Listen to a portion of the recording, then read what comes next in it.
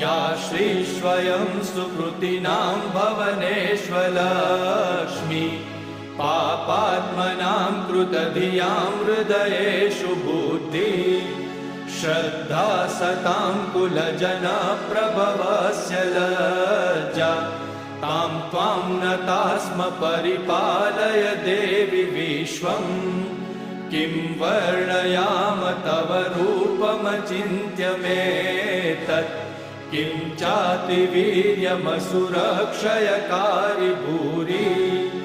किं चाहवेषु चरितानि तवानियानि सर्वेषु देवसुरदेवगणादिकेषु हेतु समस्त जगतां त्रिगुणापि दोषे न ज्ञायसे हरिहरादिभिरप्यपारा